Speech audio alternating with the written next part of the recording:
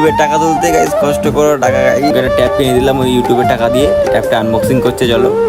দেখো, ইউটিউবের কষ্ট করা টাকা দিয়ে রেডমির এই ট্যাবটা কিনলো, সেটা কোনো ব্যাপার না, কিনতেই পারে। কিন্তু একটা জিনিস দেখবে, আজকে আমি একটা ট্যাব কিনে নিলাম, তাও তিরঙ্গার সাহায্যে।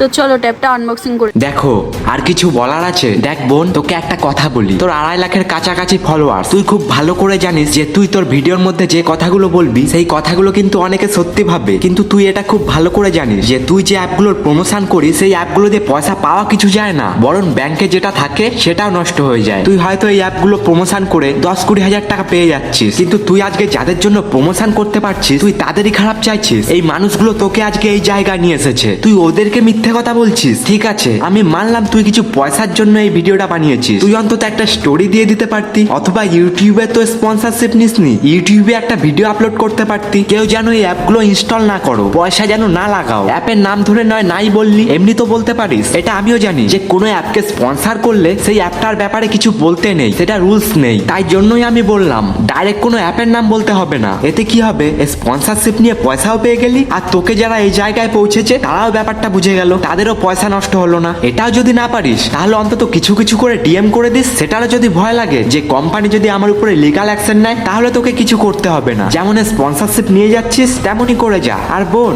এটা শুধু তোর জন্য ছিল না, তোর মতো আরো অনেক মানুষের জন্য ছিল। এখন যা অবস্থা, 80% ইউটিউবার এই অ্যাপগুলো স্পন্সরশিপ করে। যারা স্পন্সরশিপ নেয় তারা শুধু টাকার জন্যই নেয়, টাকা সবারই দরকার হয়। আমিও হয়তো স্পন্সরশিপ করব, তার জন্য টাকাও নেব, কিন্তু আজকে আমি এই ভিডিওটাতে বলে যাচ্ছি আমি আমার ভিডিওতে যে অ্যাপেরই স্পন্সরশিপ করি না কেন সেটা তোমরা কেউ ডাউনলোড করবে না। আমি যদি এটাও বলি যে যাও ডাউনলোড করো, এখনই 1000 টাকা পেয়ে যাবে, তাও ডাউনলোড করবে না, যদি সেটা বেটিং অ্যাপ হয়। আর যদি অন্য কোনো ধরনের অ্যাপ হয় তাহলে তোমরা ডাউনলোড করে নিতে পারো, আমিও কিছু পয়সা পেয়ে যাবো, তোমাদেরও পকেট দিয়ে কিছু যাবে না। সেটা আমি ইনস্টাগ্রামে স্টোরি দিয়ে দেবো, মানে যেটা সেফ অ্যাপ, যেখানে পয়সা ফয়সার কোনো সিন নেই। আর যদি স্টোরি না লাগাই তাহলে তোমরা কোনো অ্যাপ ডাউনলোড করবে না, সেটা যে অ্যাপই হোক না কেন। তাহলে কি বুঝলে, স্টোরি লাগালে একদম সেফ, স্টোরি না লাগালে আনসেফ। বোন সরি তোকে নিয়ে এই ভিডিওটা বানানোর জন্য, আর কেউ গিয়ে কাউকে খারাপ বলবে না। আমি জানি ভিডিওটা হয়তো কারোর খারাপ লেগেছে, তার জন্য সবাইকে সরি। আজকের ভিডিওটা এখানেই শেষ করছি। ভিডিওটা ভালো লাগলে টপ লেভেল ভালোবাসা দিও। তো চলো দেখা হচ্ছে